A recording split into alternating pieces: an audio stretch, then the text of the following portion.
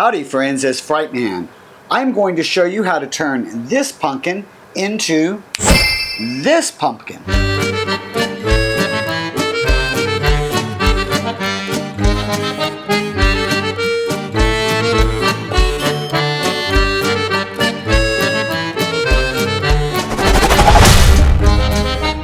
Now for this project, we're going to be using some LCD eyes from the Home Depot. These are $30 a set for Halloween 2024. We're also going to be using a power adapter, which was purchased off of Amazon for about $10. I'll put a link in the description for all of these supplies. Now I've chosen to do this project with this pumpkin, but really you can do this project with anything that these eyes will fit in. Okay, I'm excited to show you how I did this. Okay, so let's talk about these eyes. So these eyes from Home Depot are designed to go into one of the 12-foot skeletons. So here you can see that it's basically one of those 12-foot skeletons' heads. If you're going to do it that way, these screw right in and there's really not a lot to do. It all kind of goes together in that 12-foot skeleton. But since we're going to be putting it into a different object, I want to share with you the dimensions. So from the center of each of these eyes, the closest that you can put them is 4.5 inches to the centers here. The farthest away that you can bring this is 7 inches. Because of the wires, that's as far as you can go. Now the reason that I'm telling you that is when you select an object to put these eyes in, you want to find something that has a center eye hole between 4.5 inches and 7 inches in order for this to look right. Now this kit for these eyes, besides coming with the eyes, it also comes with this long wire that would just simply plug right here into this connector. Now this is assuming that you're using it on that 12-foot skeleton, so those eyes are way up. This is a switch that allows you to change what you see in these eyes. So there's different things, and we'll go through that at the end of this video and show you that. Now as well as that corded option, there is also this remote control option for these eyes, and we'll take a look at that when we get this thing all assembled. I'll probably be using the uncorded version, and we'll go ahead and be using the remote control today. The first thing that we need to do is we need to get power to these eyes. Being that it's designed to go on that 12-foot skeleton, that's where our power adapter from Amazon is going to come into play. So we have two different wires that are coming off of this set of eyes. One is going to be for that wired remote control. The other is going to be the power that would connect up to that skeleton. This is the one that we're going to actually be cutting. So it's this black wire that has the power adapter, not the white wire, but the one with the black wire. You're simply going to take some scissors and we're just going to cut this back off of this adapter, about 1.5 inches or so. Just cut that right off. I like to leave a little bit of wire here because you never know. I may end up doing something with that, so it probably won't go in the garbage. Now we need to do the same thing over here on our power adapter. So we're going to go ahead and go back about 1 inch onto this adapter, and we're going to go ahead and cut the end right off of that. So therefore what we end up with is just two pieces of wire. One is coming off of our power adapter and one is coming off of that set of eyes. These are going to be put together. Now a lot of people are afraid when doing a project like this. This power adapter, once it's plugged into the wall, the voltage that comes out of here, it's no more than taking 6 batteries like AA batteries or AAA batteries and putting them together and putting them in your hands.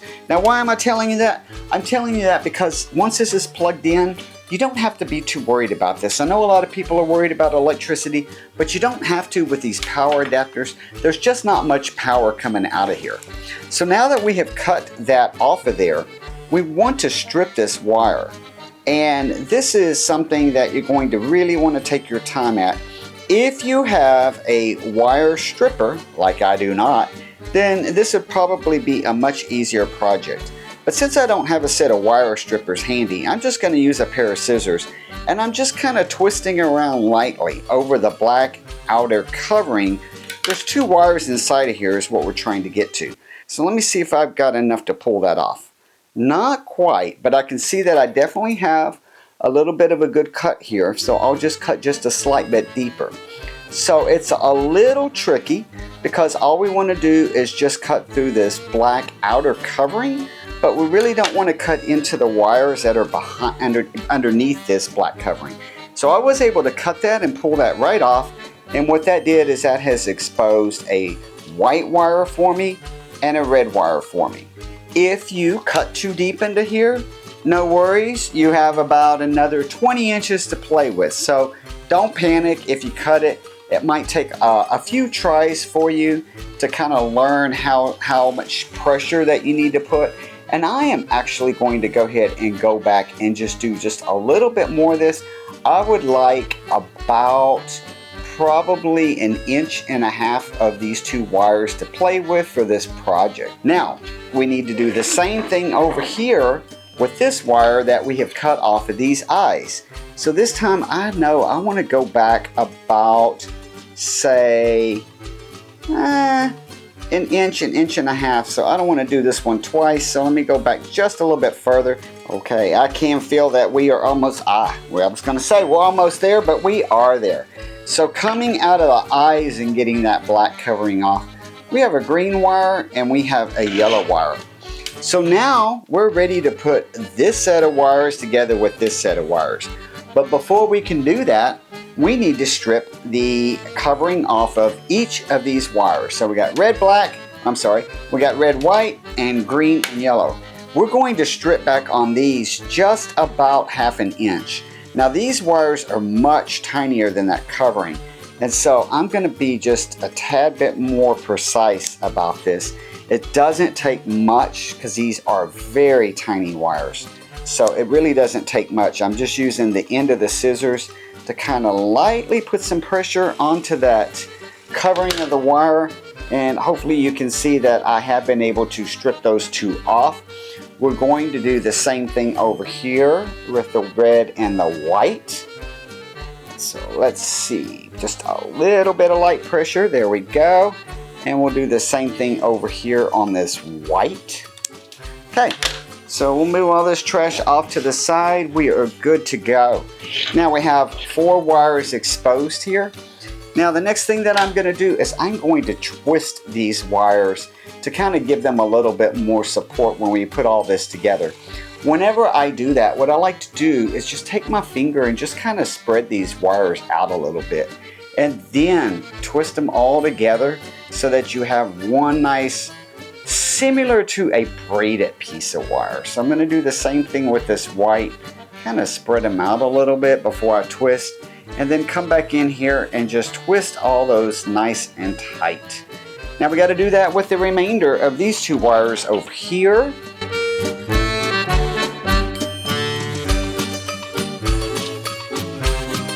So let me just give you a little close-up of what those wires look like so you can see what we're dealing with. So I have gone ahead and I have plugged in my adapter. Now when you do this, you do not want these wires to be touching. If you have these wires touching and you leave that adapter plugged in, you're probably going to blow your adapter up. You're not going to shock yourself, you're not going to blow a fuse, but you're probably going to destroy your adapter. If it happens for a couple seconds, you're okay.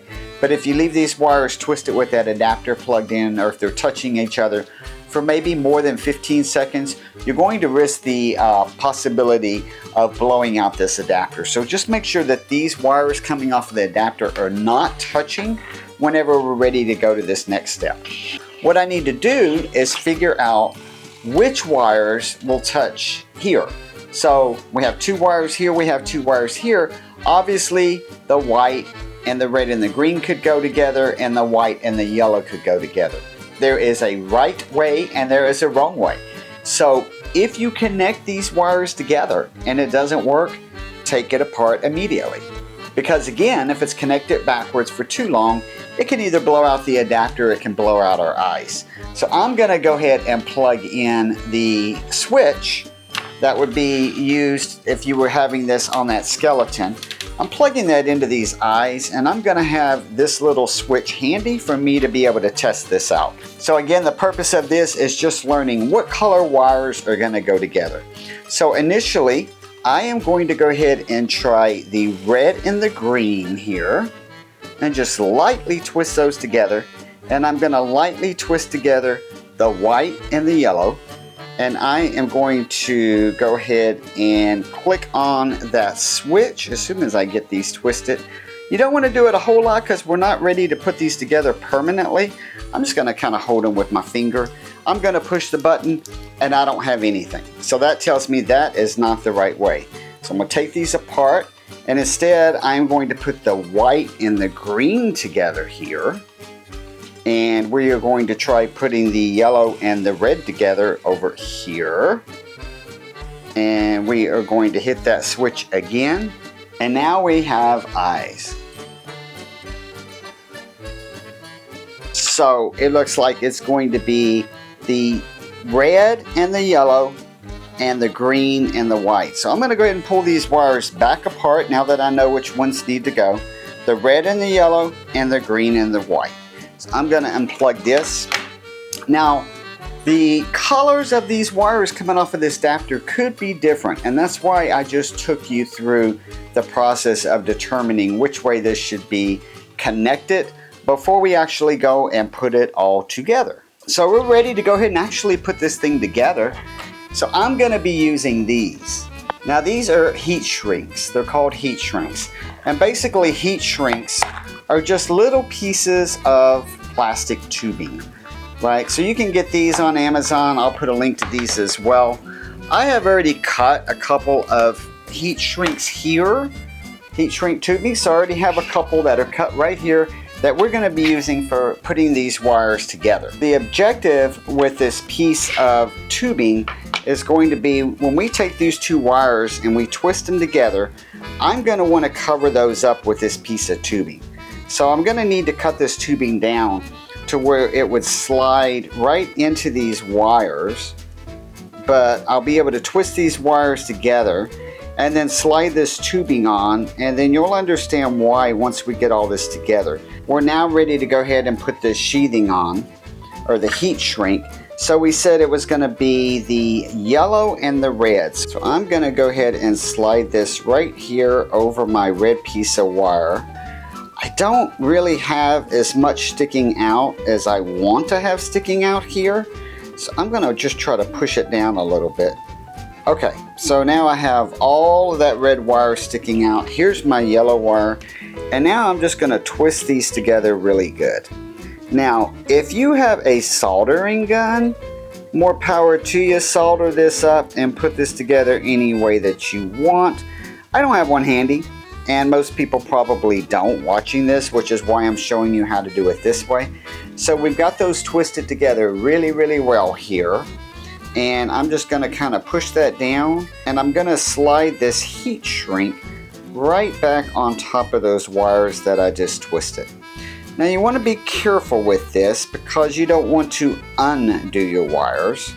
So take care as you push this over. But our objective is to get that piece of heat shrink over those two wires that we just twisted together. So I'm going to take that heat shrink and slide it right down over this white wire. And I really don't have enough to play with right here. So I'm going to cut this back just a little bit and go ahead and drop that back down again. Okay, so that exposes most of that raw wire here. There's my green wire. I'm going to take those and twist these together really, really good. You want to make sure that you have split these apart before you start twisting so that when you do twist, it's a nice tight connection. I'm going to take that twist and kind of lay it down here. And then we're going to slide this heat shrink right over that connection. So you can see that we have the heat shrink over each of these connections.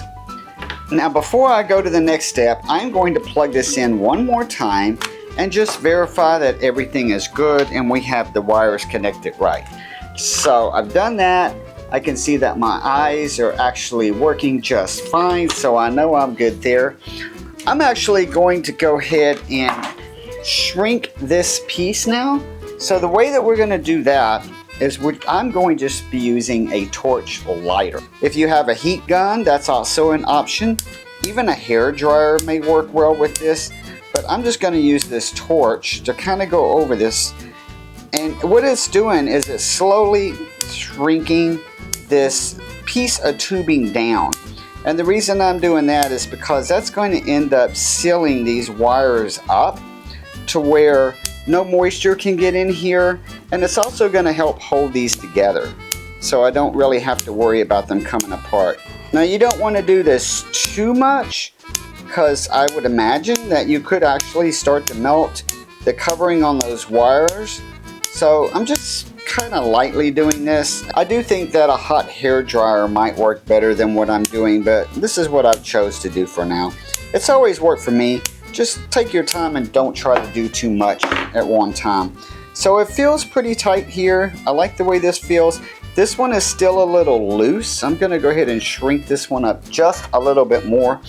So when you grab this, there's nothing left to squeeze. It's shrunk down nice and tight. Same thing for here. But if you feel like there's still some, some sponginess or softness in here, then just do it a little bit more. Now I'm gonna call this heat shrink piece optional. However, it does provide a lot of stability holding these wires together. I am going to go ahead and use a piece of black electrical tape from the dollar store just to kind of put a final bow on this connection. I just feel like it will help this kind of stay together to ensure that I do not pull these apart as I'm working on this to install this into my jack-o'-lantern. But you could just twist those wires on and put a little bit of piece of tape on it and call it a day. So having that heat shrink on there, pushing all of this black electrical tape together, I have a pretty good connection here. I feel good about this. I'm going to go ahead and plug that power source now back in here. Just one more time, I want to verify that I have not pulled out any wires. So it looks good. I do see that the eyes are lighting up here. And I want to look at this to see if there is a bottom and a top. And it doesn't look like there is. So I have picked this jack-o'-lantern for a couple reasons. One, he's big and he's awesome. Two, the eye sockets fit in just what I told you about the right measurements. They're about right at 7 inches here to the center. 3, it's very easy to get in because it has this huge opening here. So I kind of already pre-lined up how I wanted my eyes to go. I know that I want the wire for the power cord to be going down, and it's going to go something like this. Of course, we're going to have to do that from the inside. So I'm going to flip him around over here to his side. I'm going to be using some tape here. So this is just packing tape, and we're going to be using some pieces of packing tape to just kind of hold those eyes in place before we actually take some silicone to make that final assembly process. I'm going to take these eyes, I'm going to go ahead and push those up here the way that I think I want them to be, and I'm going to be using pieces of tape to kind of hold these in place here. Let me turn this thing around this way. I may be blocking you as I do this, but I'm going to try to show you this. So I'm going to be using some tape here to just kind of hold these eyes in place temporarily until I can get them lined up exactly how I want them.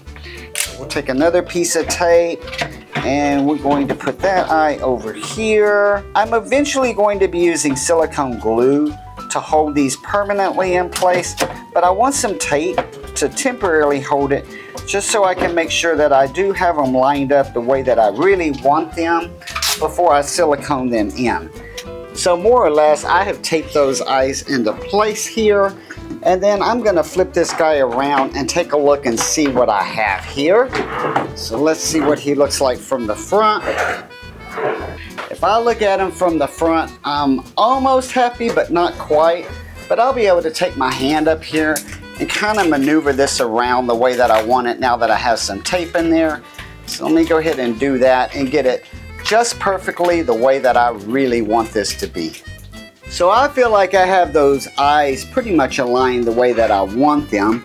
And so the last thing that I'm going to do is I'm going to just do a little bit of taping up on some of these wires so they don't show. So I'm going to take that white remote control wire and just kind of tape that up inside.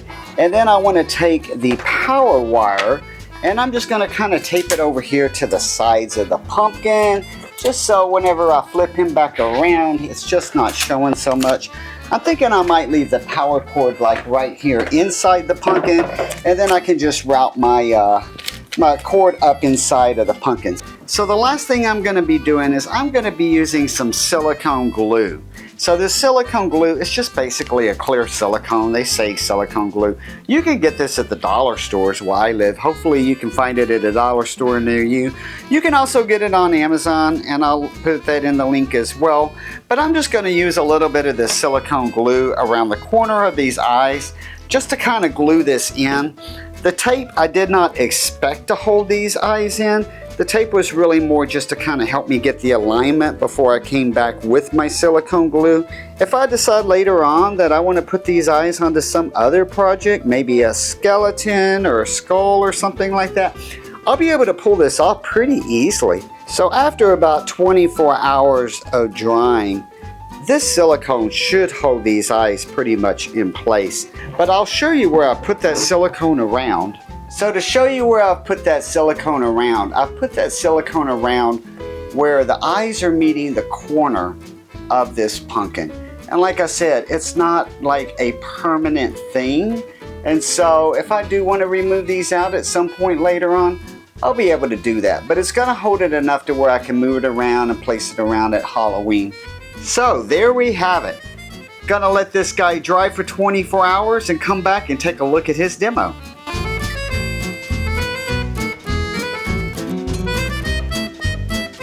Well, he's all dried up. Well, I learned a lesson. So I should have paid more attention whenever I put those eyes in. I actually have my eyes upside down. Now I didn't notice it because I was using the eye mode, which is the mode that I like and I'll be using. But if you're going to use the flame mode or the heart mode, in my case it's going to be upside down. No worries, I could simply pop them out and flip them around. I'm not, because that's not the mode that I'm going to use. But I'm telling you this so when you're looking at it and deciding what's up and bottom, you want to look at the heart and you want to look at the flame and make sure that those are going to be at the bottom before you do what I do and make it backwards. So let's go ahead and use the remote control, because we're not using those wires, and turn this guy on. Let's see what he looks like. So here he is in the eye mode, and then we'll go ahead and switch to another eye mode. So here is a different eye. And here is the flame. So the flame is upside down. So this is what I was telling you about. I actually have this flipped, and the flame should be coming from the bottom up. And then here is a cat-like eye. So for the eyes, you know, the upside down is not really going to make a difference. Here's our heart upside down. I would never use the heart, so I'm not too worried about that. This is fireworks. Whether that's upside down or not doesn't really make a difference.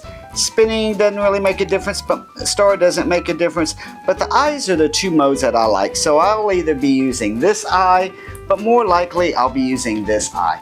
I think he turned out pretty cool. Again, this was just to kind of show you an idea of what you could do. You could also come with a black cloth here around the eyes if you wanted to black this piece out and kind of give it a different feel, but I'm happy with the way it turned out. You could use these eyes on anything, like I said, a pumpkin, a skeleton, maybe even an animatronic prop if it has a big enough head. So hopefully you learned something on this video. If you enjoyed it, give me a thumbs up so I know to keep making more DIY videos like this, and consider subscribing. And until next time, stay spooky, my friends.